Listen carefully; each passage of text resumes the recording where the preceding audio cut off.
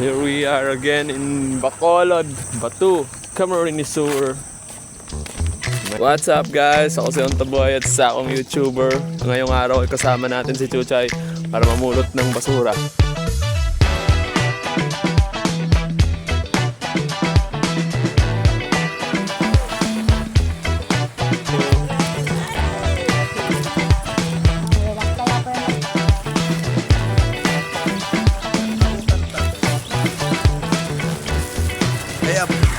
So dito guys, may nakita tayong basura, mga plastic bottles. Yeah. Yeah. Ay, burger. Burger ka sa akin. Sa mga nagtatapon ng basura dito, burger kayo malupiton. Marami na akong kamlot ni Chuchay guys. Marami na akong kalmot ni Chuchay. Kung alam nyo lang, kung talim ng kuko ni Chuchay. Sa mga nagtatanong, bakit ko pa sinama yung aso? Aso, pag hindi yan nakapaglakad-lakad sa kalsada, ang mangyayari, hahaba yung kuko nila. At kapag ka nakipaglaro kayo sa mga aso, kayo yung masasaktan. Gagaya ng nararanasan ko dito. Ang talim mo. Kaya kung makikita nyo guys, yung tuhod ko dito, ang dami ng sugat. Kaya naisipan kong i-walking muna to si Chuchay.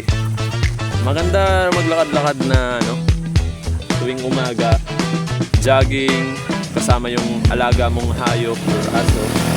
Ayun o. Kasi tutulungan ka niya mamulot ng basura. Ayan yan. Chuchay!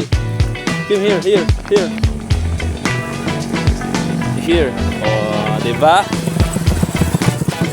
Here.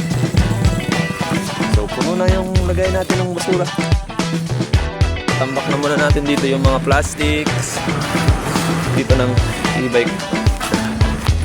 May e-bike na darating dito. Ito, may buto. Guys, nakakita tayo ng buto ng mangga dito sa plastic bottle. So, ang gagawin natin, itanim na natin to. 2036, 10 years. Pag may tumubong mangga dito sa Bacolod, harap ng mini New Zealand, hindi ko nakasalanan yun. Kasalanan ng nagtapon ng basura nun. Kasalanan ng kung sino ka man nagtapon ng basura na mayroong mangga, kasalanan mo kung bakit may tumubong mangga dito sa mini New Zealand. Oh shit! 2036. Yan. Yan. Dito ko tinanim yung mangga.